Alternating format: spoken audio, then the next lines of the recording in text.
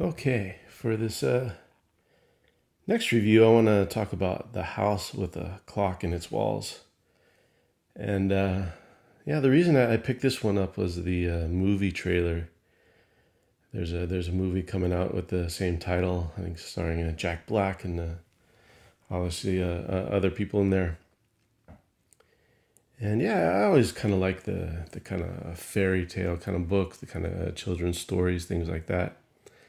So I thought, this looks like an interesting story. I'll see what's it about. Yeah, I read this one and uh, yeah, it was mediocre. I'll say that. And definitely after reading it, I I don't care to see the movie. I'm not interested anymore. It's about this boy who, as often happens in children's stories, he loses his parents. He's an orphan. In this case, he goes to live with his uncle in this creepy house. And I thought that the main character, the protagonist, was pretty interesting. The boy and kind of the what he's going through and trying to make friends and things like that. It's kind of, I guess, the B plot. But really, it's about this kind of mysterious house and who used to live there and kind of the dark arts and magic and things are going on. And obviously, there's a clock in the walls of the house, is the main point.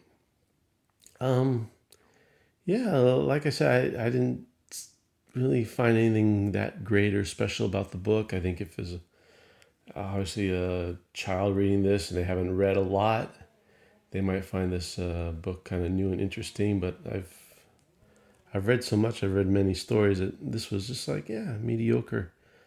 The characters, like I said, were pretty good, pretty interesting.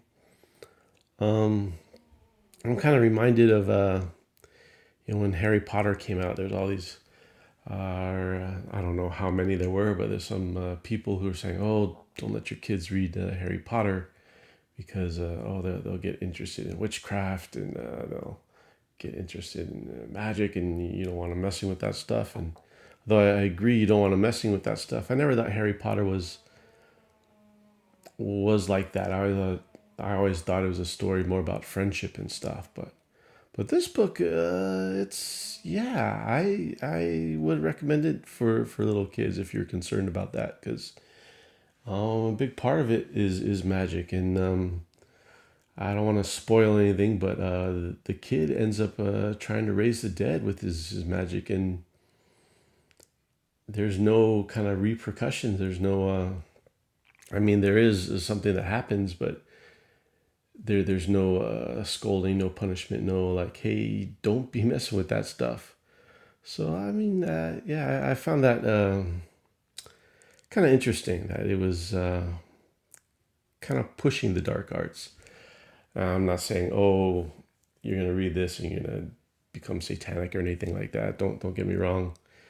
But it was the other thing I noticed too was kind of the antagonist, the villain, quotes the Bible a couple times, and that doesn't make someone like a good guy or anything, but it did seem weird that like they seem to kind of flop roles to me in this book. Like the bad guys were a little bit good, and the good guys were a little bit bad.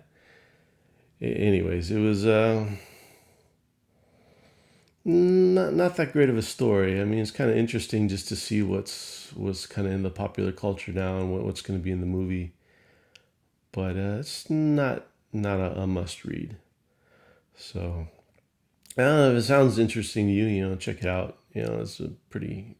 I think children's paperbacks are pretty cheap, so it's not gonna cost you much in anything, and it's definitely a quick read, so it's not gonna cost you a lot of your time.